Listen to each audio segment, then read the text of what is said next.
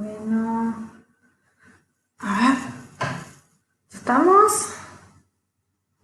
Hola a todos, a todas y a todes. Ay, ahí veo, ahí empecé a ver que varios se están conectando. Disculpen, nos hemos demorado unos minutitos porque Caetana, la niña que ven acá en brazos. ¿Cómo están ustedes?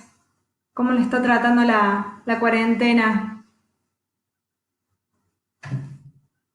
A ver, ahí me están saludando. Nico.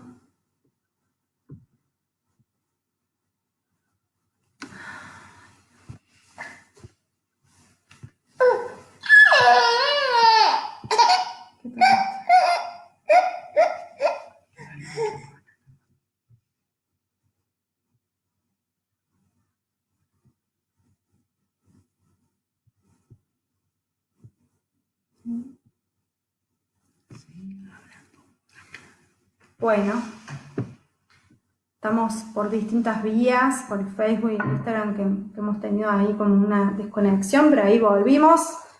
Así que vamos a saludar nuevamente a todos los que se están conectando. Me estaba preguntando cómo le estaba yendo en la cuarentena. Se están uniendo varios. De Mica, ¿cómo estás? El Lau. Bueno, un montón.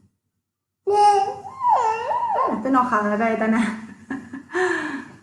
Bueno, ¿venís con papá? Saluda a todos ahí, anda con papá, así podemos empezar a charlar.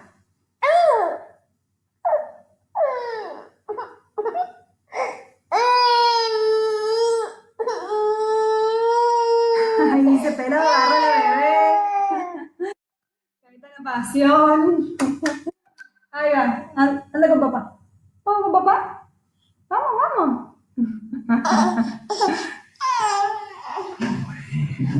Ay, saludos a Caetana. Qué hermosa, sí, la verdad que está hermosa. Bueno, ¿cómo les va? Soy consciente que si no fuera por la cuarentena, un viernes a la noche, a esta hora, no estarían conectándose para hablar de la pandemia, del sistema capitalista y socialismo. Pero bueno, vamos a aprovechar este encierro obligado para hablar un poquito sobre eso. Lo que sí les prometo que por lo menos va a ser desde otra mirada, de una perspectiva distinta, porque también sé que un poco con este encierro estamos agobiados, estamos en nuestras casas consumiendo todo el tiempo los medios masivos de comunicación, las redes sociales, estamos conectados 24/7 recibiendo noticias permanentemente sobre esto. Entonces, bueno, la idea de hoy, de esta pequeña charla en vivo, es poder, sí, reflexionar sobre la pandemia y lo que estamos viviendo, pero desde una perspectiva distinta que no la van a encontrar en los otros medios de comunicación. Sí sabemos que bueno, estamos viviendo un momento muy particular, de hecho, bueno, en lo que respecta fundamentalmente al coronavirus, ya hay más de 1 millón de infectados a nivel mundial, repartidos en casi 190 países, de los cuales ya hay 55.000 muertos, de ellos 39 están siendo en nuestro país, y sin duda estamos en una crisis sin precedentes, ¿no? Y las postales que vemos en los medios de comunicación de los muertos en Ecuador, en Italia, bueno, son postales postales de un mundo bien distópico, ¿no? Por decirlo de alguna manera.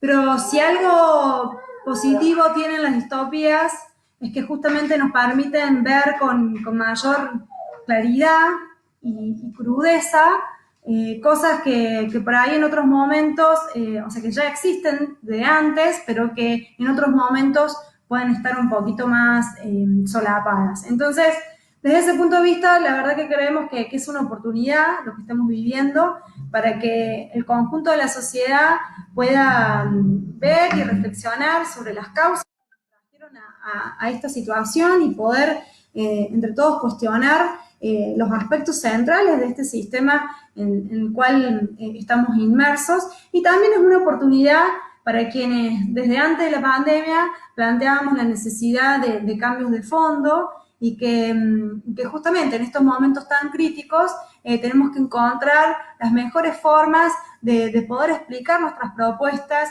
y de explicar también la necesidad de la organización colectiva para poder llevarlas a cabo. Recién hablaba de distopía y en ese sentido les quería recomendar un artículo que escribió un compañero nuestro, Mariano Rosa, que está subido en nuestra página web del MST Argentina, que justamente se titula Distopía, ¿no? Y ahí Mariano habla de que hoy se construye un relato desde los grandes medios de comunicación y de las distintas también instituciones del régimen, tomando algunos elementos de la realidad, ¿sí? De manera fragmentada, pero justamente para construir un relato de que estamos ante una crisis sin precedente, con futuro incierto, y también se hace un uso político, ¿no? De esa incertidumbre que se genera. Fíjense que el relato es que, un virus que aparece, en el mundo oriental, ¿sí? Que contamina al occidente, que es una situación que no se podía prever, que estamos en una guerra minuto a minuto, y que por lo tanto la humanidad está en juego, que somos todos parte de un mismo equipo, y que por ende la lucha política, queda suspendida, ¿no? Y esta es toda una forma de justamente plantear que estamos todos en una misma trinchera política y de no dejar margen para el cuestionamiento político. Esto con el agravante de un elemento no menor, y es, no menor en lo que hace la dinámica social, que son las cuarentenas obligatorias, ¿no? Que limita la fuente directa que tenemos, el conjunto de la gente, la sociedad y las masas, en lo que hace su nivel de conciencia de las experiencias concretas, ¿no? En la acción colectiva, presencial, grupal, territorial. Entonces, ¿por qué digo todo esto? En realidad, porque si bien se construye todo este relato, hay tres cuestiones fundamentales que nos parece que es importante dejar en claro, por lo menos desde nuestro punto de vista. El primero es que la pandemia sí era previsible, ¿sí? Y voy a explicar después por qué. El segundo elemento es que las causas de esta pandemia no son causas naturales, ¿sí? No estamos frente a una catástrofe natural, y por ende hay responsables concretos de esta situación que estamos sufriendo a nivel mundial. Y el tercer elemento es que sí hay otro camino de intervención, que no es suspender la lucha política, sino más bien todo lo contrario. Entonces, dicho esto, ahora sí, la idea es desarrollar un poquito cada uno de estos puntos que venía planteando, ¿no? En primer lugar, decíamos de que sí era previsible la pandemia, ¿no? Y nosotros siempre planteamos esta cuestión de que el coronavirus no es la causa de la crisis económica que sufrimos y la causa de todos los males que hoy sufrimos, sino en todo caso es el detonante, ¿sí? Que termina de desnudar y de profundizar una crisis que ya sufríamos desde antes y problemas ya viejos. En este marco hay distintos aspectos que hacen el funcionamiento capitalista, que se combinaron de manera tal que, propiciaron el terreno para que el desarrollo de este virus sea de manera tan vertiginosa y exponencial, ¿no? En el mundo entero. El primer elemento que planteamos en relación a esto tiene que ver con la relación poco adecuada, ¿sí? Entre los humanos y los animales, entre los animales salvajes y los domésticos, ¿sí? Que eso, en el intercambio, digamos, entre estas distintas especies hay, digamos, lo que se genera, digamos, enfermedades que se llaman zoonóticas, ¿no? Y esto, sumado al desmonte, a la agricultura descontrolada, a la pérdida de hábitat de las especies salvajes y por ende también la pérdida de la biodiversidad, digamos, es todo un cóctel que genera un terreno más propicio para el desarrollo de todas estas infecciones, ¿no? El otro elemento que hace, digamos, a este sistema económico que vivimos es el hacinamiento con el cual viven poblaciones enteras, países enteros incluso, digamos, con condiciones, digamos, de higiene y de alimentación sumamente precarias. Parece mentira, pero en pleno siglo XXI, algo tan básico como poder lavarse las manos con agua potable, que es una de las cuestiones, digamos, de los cuidados básicos que tenemos que tener hoy en día, se transforma, es una utopía o es una odisea para alguien que vive en una favela en Río de Janeiro, en la India, y sin ir más lejos, en nuestro país, en Córdoba, tenemos asentamientos y barrios que no cuentan con esta posibilidad. El otro elemento que propició, digamos, el desarrollo de este virus tiene que ver con que el imperialismo y los distintos gobiernos, para que cierren sus cuentas, desde hace más de una década, más décadas enteras, que vienen desmantelando completamente el sistema público de salud y también vienen desinvirtiendo en ciencia y tecnología. O sea que no basta solo con generar las condiciones económicas y sociales para que estas pandemias lleguen, sino que después nos atan de manos porque no tenemos posibilidades, o sea, no se fomenta ni la investigación ni el seguimiento justamente para poder prevenir, mitigar y atender a todas las personas afectadas con estos virus. Y el último elemento que también nos parece importante tener en cuenta es que actualmente en este sistema no se socializan los avances científicos, justamente porque son una mercancía más, ¿sí? Entonces, hoy hay un desarrollo desigual y combinado en relación a esto y tenemos sociedades y países que sí cuentan con tecnología y tienen distintos test, reactivos, vacunas y demás, y después poblaciones enteras que en pleno siglo XXI viven en lo que respecta a la ciencia y la tecnología como si estuvieran en el medioevo, ¿no?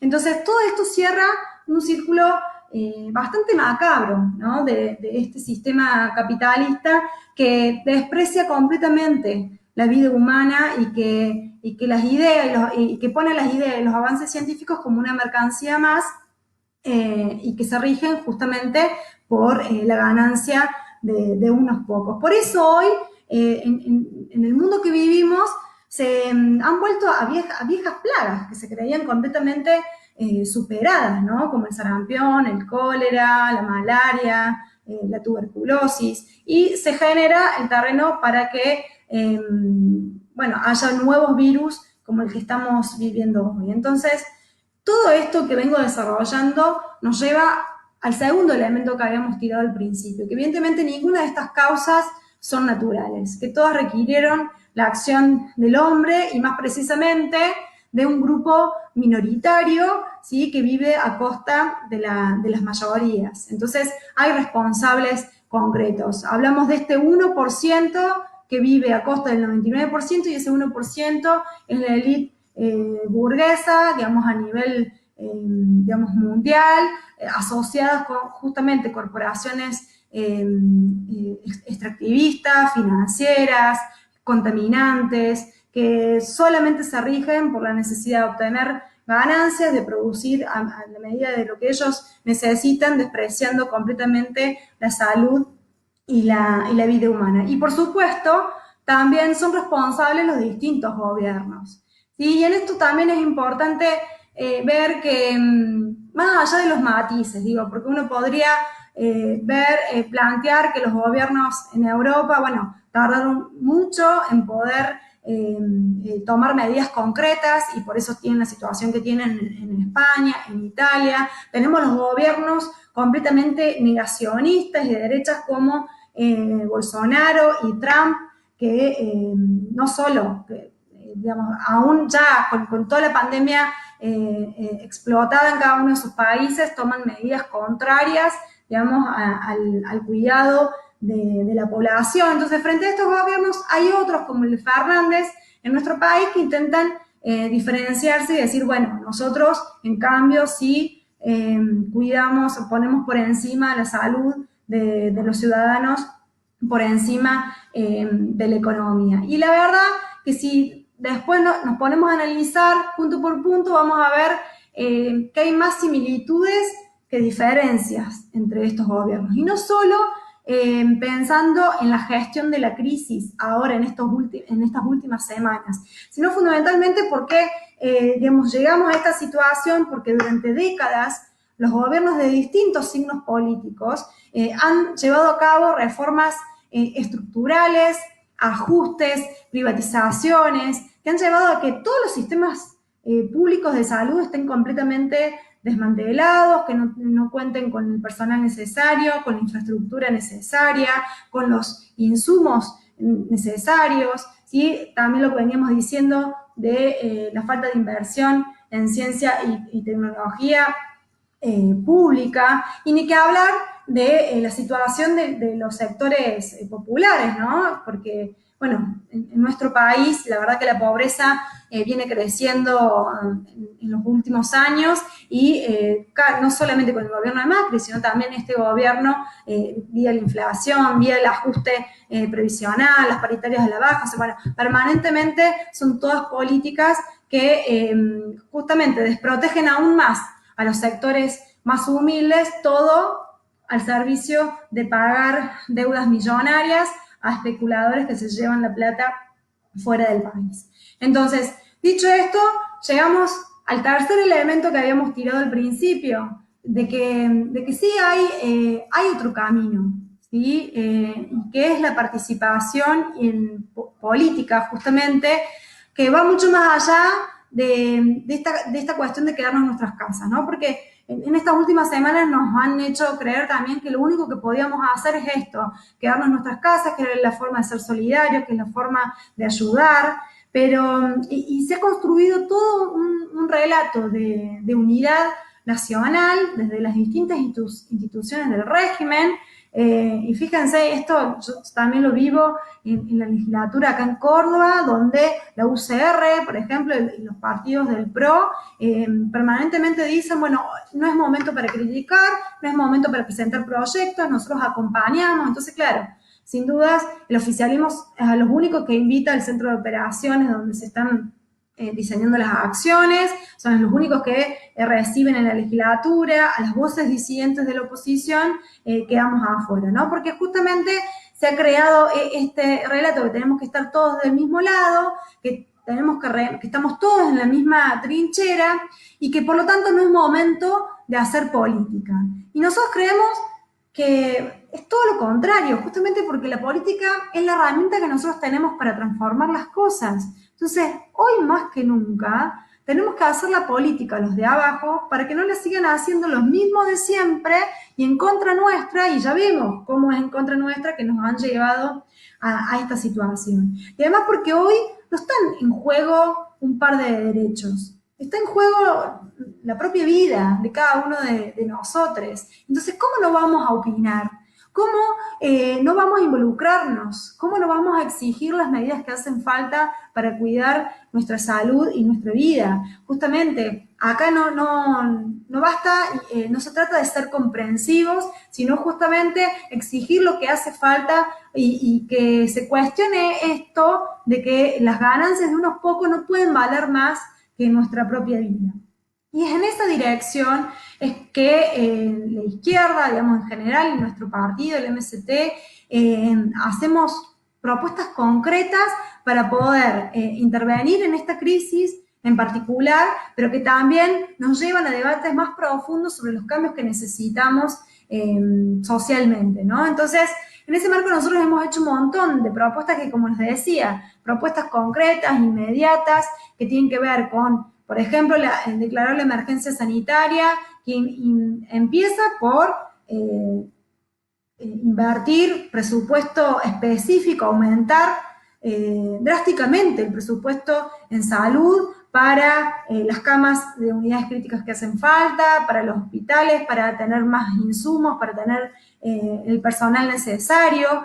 También para eso hace falta declarar de utilidad pública todo el sistema privado de la salud. Entonces nosotros lo que nos referimos a que hay que tener un sistema único de salud centralizado, donde no haya distinción entre público y privado, que esté todo a disposición de la población, como ha hecho Irlanda. O sea, no estamos planteando nada que no se haya hecho tampoco en otro lado y que se haya aplicado y que sea realmente necesario. También planteamos lo de los test masivos.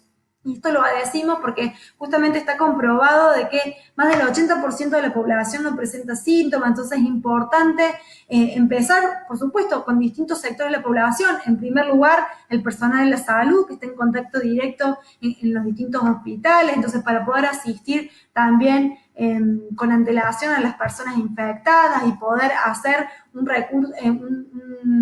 uso bien eficiente de toda la infraestructura sanitaria y poder ir a un aislamiento selectivo. También tenemos un montón de propuestas que tienen que ver con la emergencia social.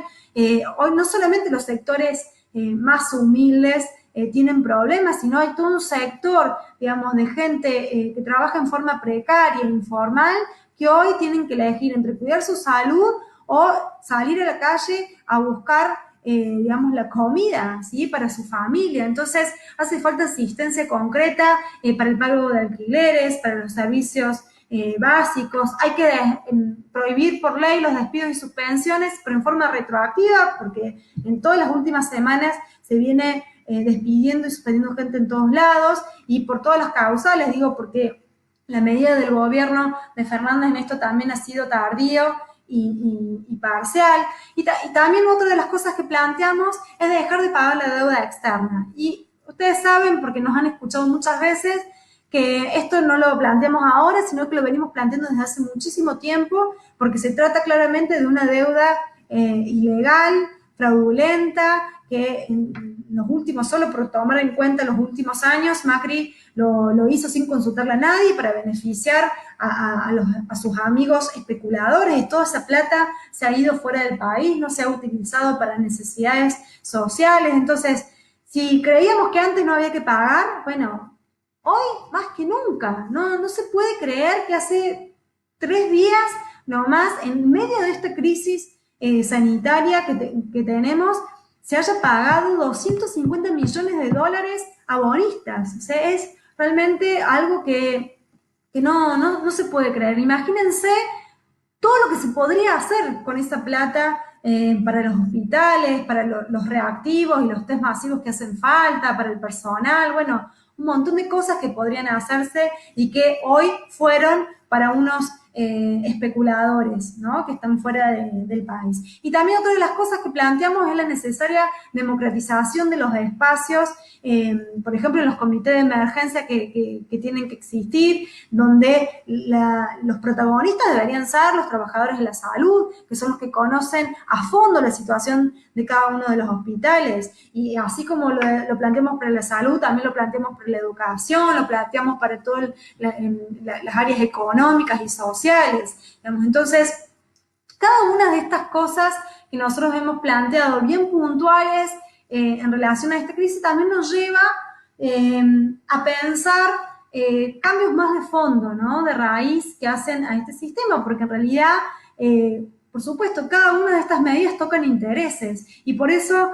la mayoría de los gobiernos no la toman, porque no están dispuestos, no tienen la voluntad política de tocar los intereses de algunos sectores empresarios y de algunas corporaciones. Entonces, cuando decimos de cuestiones o propuestas de fondo, yo le propongo que hagamos el ejercicio de imaginarnos, digo, porque ante tantas imágenes de barbarie y de distopía, para seguir con el término que veníamos usando, estaría bueno esto de poder imaginar cuál es el mundo que queremos, ¿no?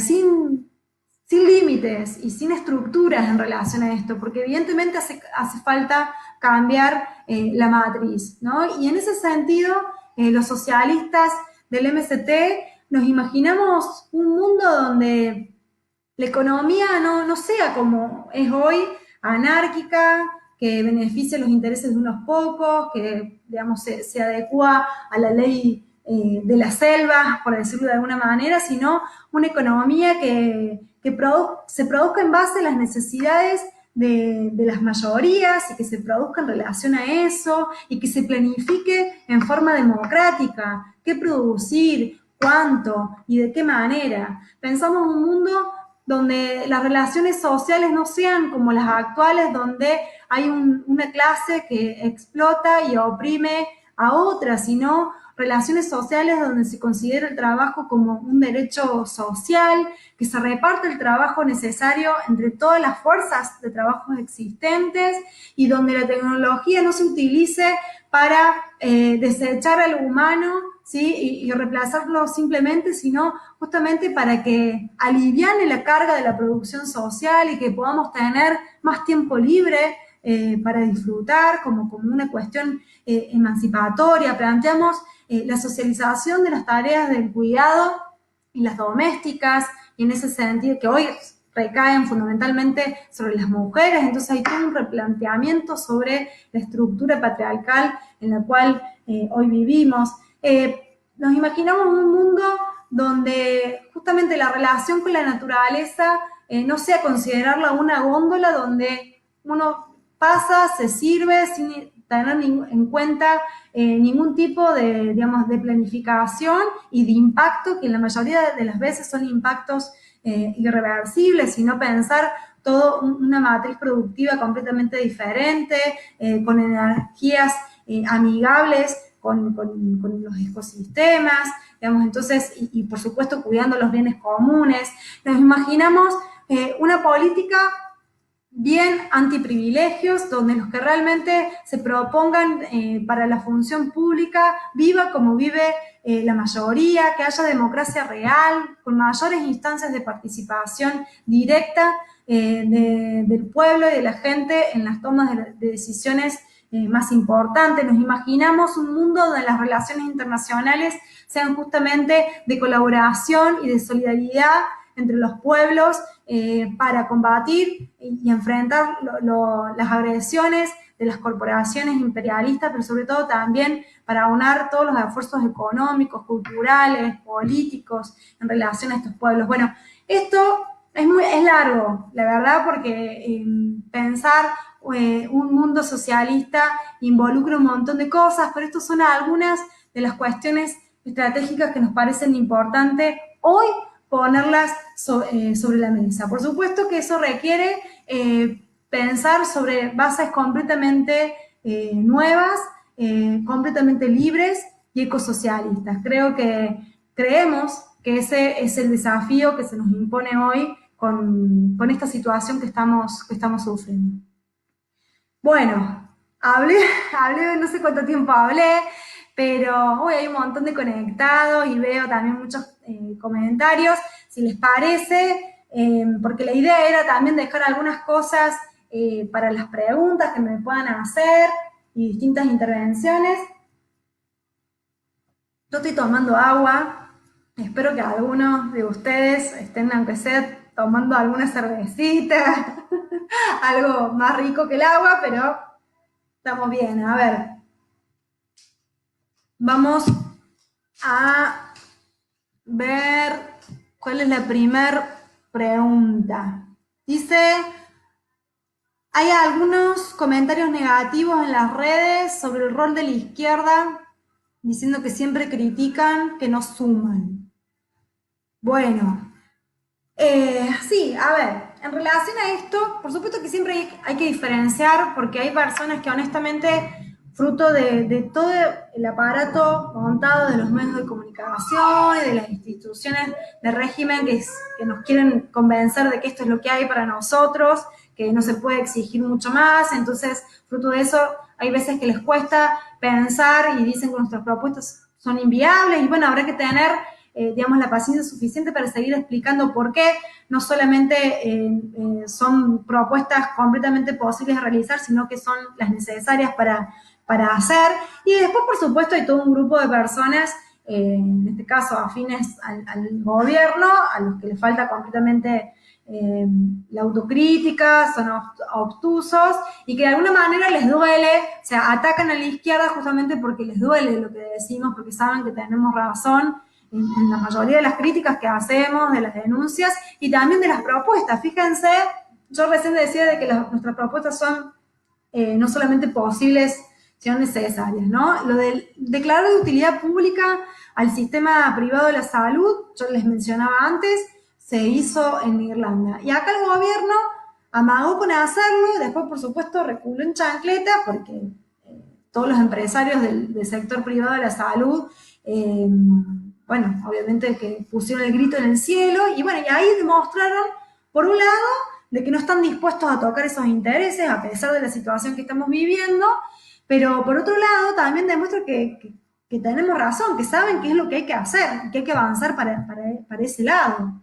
¿Sí? Fíjense también con los test masivos. Hace varias semanas cuando nosotros salimos con eso, primero que no eran precisos, después de que en realidad no era la forma, que faltaban insumos a nivel mundial, entonces no se podía hacer, después que no hay plata, pero concretamente están tratando de avanzar para ese lado porque también saben, por experiencias que se han hecho en otros países, qué es lo que habría que hacer. Entonces, a ver, hay gente que compara al gobierno de Alberto Fernández, por supuesto, depende con quién te compares. Si te comparas con Bolsonaro o con Trump, bueno, uno puede decir que sí, que este gobierno ha tomado medidas distintas. Ahora, es un hecho que el gobierno está improvisando todo el tiempo y que en el fondo defiende los intereses, sigue defendiendo los intereses de los empresarios. Fíjense ahora qué es lo que está pasando con lo de la cuarentena. O sea, durante todos estos días han montado todo un aparato incluso represivo para decir no pueden salir de sus casas, digamos, han detenido gente y demás, y resulta que ahora han liberado, han incluido un montón de otras actividades para flexibilizar la cuarentena. De hecho, ahora salió que acá en Córdoba hasta el 65% de la actividad económica ya, digamos, retomaría sus actividades a partir de mañana.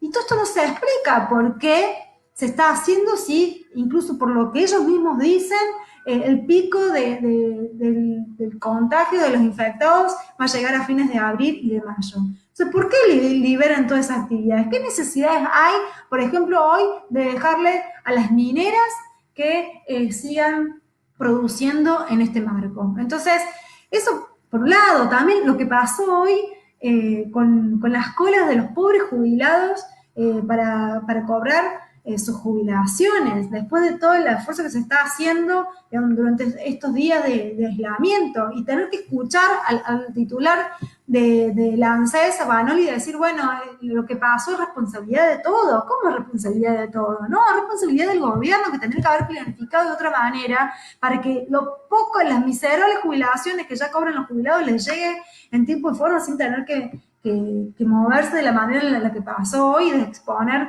su salud de la manera que pasó hoy. Entonces, en épocas de bonanza hay un poco más de margen para poder tener gestos para los distintos lados. Bueno, en situaciones como la de hoy no hay margen para nada. Entonces queda bien clarito hasta dónde uno está dispuesto a cuidar los intereses de unos pocos a costa de la salud y la vida de todos.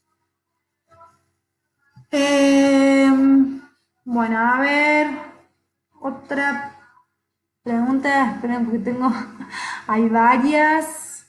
¿Te parece que hay un giro represivo frente a la pandemia?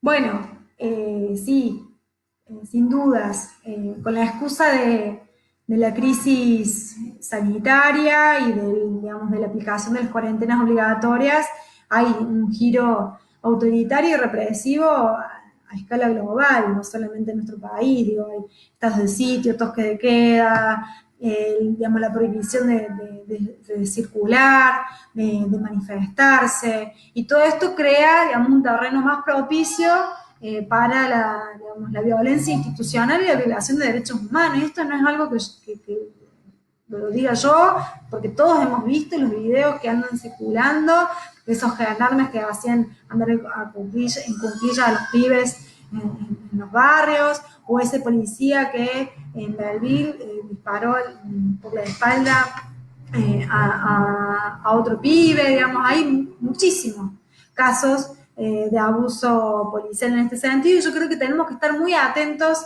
a esto, porque estas cosas suelen empezar así, al principio, digamos, con argumentos que en un principio tienen cierto aval social y después se transforman rápidamente en otra cosa. Y además, porque hay que tener claridad en que esto también es parte de una política de disciplinamiento social para los trabajadores y para los jóvenes en particular, que vienen siendo vanguardia en la lucha por sus derechos, y que también tiene un carácter preventivo, porque saben que esto recién empieza y no estamos hablando solamente de la pandemia, sino de la crisis económica y social que hay. Entonces, saben que la situación es cada vez más insostenible y por eso también están aplicando estas políticas desde ahora, para después tener mayores herramientas para disciplinarnos y para reprimirnos, ¿no?, en nuestros justos reclamos. Entonces, creo que nosotros tenemos que denunciar cada uno de estos atropellos y de llamar a que todos los trabajadores y los jóvenes no se dejen amedrentar en esta situación. Bueno, sí, torturan a los pibes en los barrios en el mismo sentido. Después, bien, hay un montón de comentarios. A ver, otra pregunta. Bueno, algunas de las propuestas que planteaste las pudiste llevar a cabo desde la banca. Sí, bueno, claramente. Y esto demuestra que no son propuestas que estén allá arriba, sino que es de aplicación inmediata de lo que estamos viviendo. Nosotros en estas últimas semanas hemos presentado 4 proyectos distintos, ¿sí? A pesar de la inacción que venimos denunciando de la legislatura, ¿no?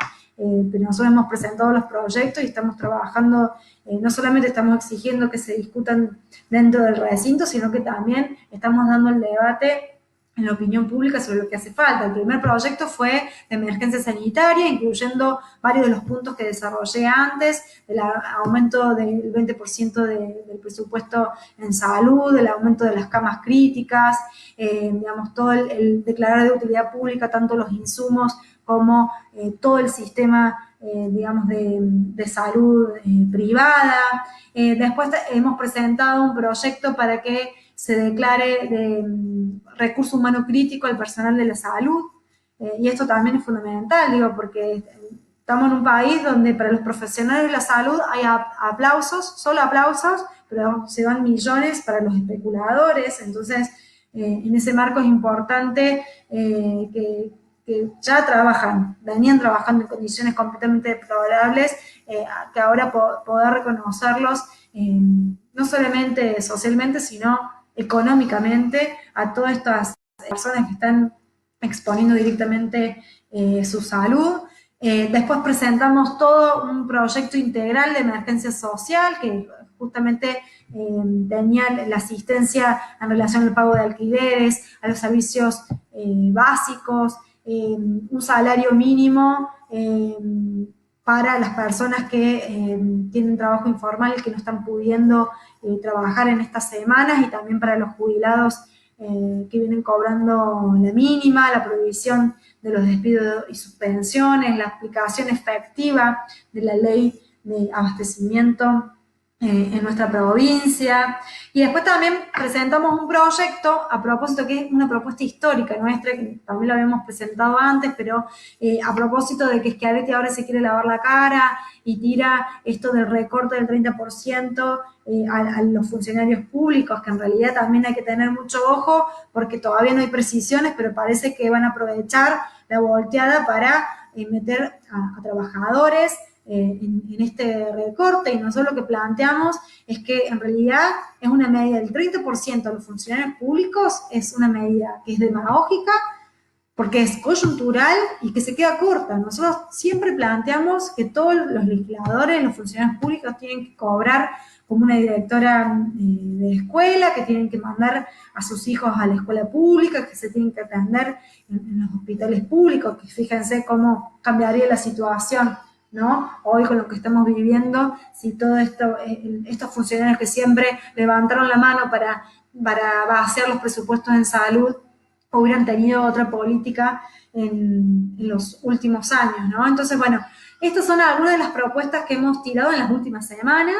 La verdad que nosotros consideramos, como siempre decimos, que nuestra banca no es nuestra, sino que es de todos, está al servicio de todas las necesidades y de los sectores más desprotegidos. Entonces, en ese marco, no solamente que desde nuestra banca se propone, sino que también se visibiliza y se denuncia la situación que están sufriendo miles de trabajadores hoy. Ustedes habrán visto también en nuestras redes sociales que permanentemente estamos denunciando la otra cara de la cuarentena, ¿no? Aquellas empresas que están haciendo ir a sus trabajadores sin las cosas de protección básica, que no les respetan ningún tipo de derechos, que los obligan a adelantar sus vacaciones, los francos, que no se les paga, muchos que están suspendiendo. Bueno,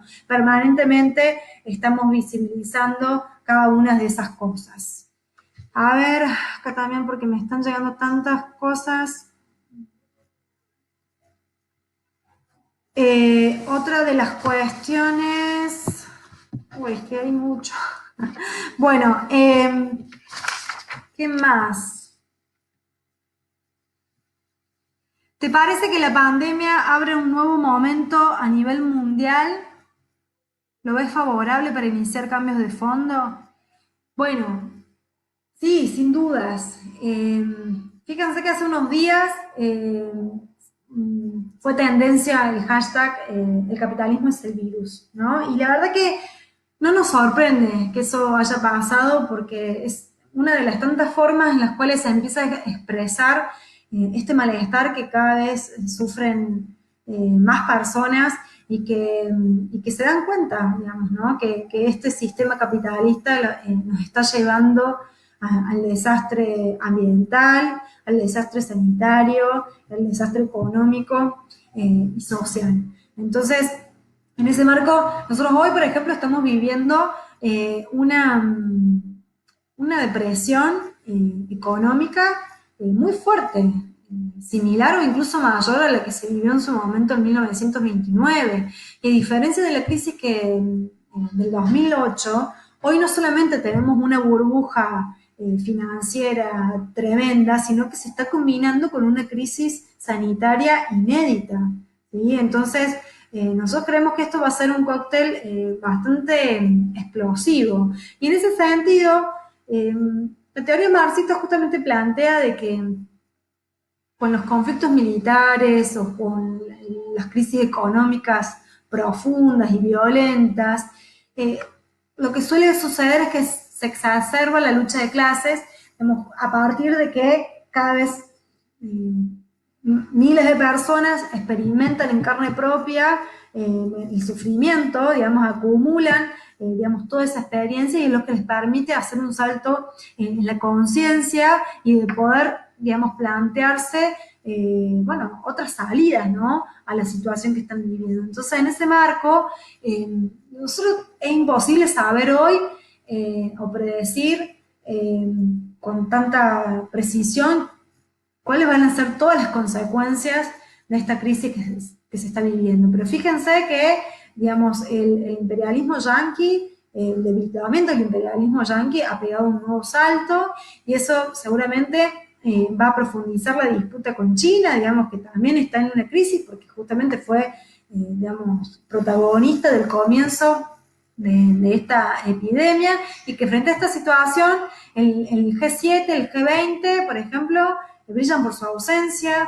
En Europa, en la Unión Europea no ha podido tener una política unificada, entonces lo que prima es, o sea, cada gobierno hace lo que hace, sálvese quien pueda, digamos. Entonces, esta es la situación que se está viviendo de digamos, de los que manejan los hilos, digamos, de la economía. Entonces, frente a esto, creo que nosotros nos tenemos que preparar para un mundo donde se van a multiplicar todos los procesos, las rebeliones. De hecho, antes de que irrumpa la pandemia, nosotros ya estábamos viviendo un nuevo momento a nivel mundial, digamos, con los chalecos amarillos en Francia, con las movilizaciones en Ecuador, en Chile, en Líbano. Teníamos ejemplo en cada uno de los continentes de movilizaciones muy profundas que partían de cosas aparentemente insignificantes o de pequeños aumentos y demás.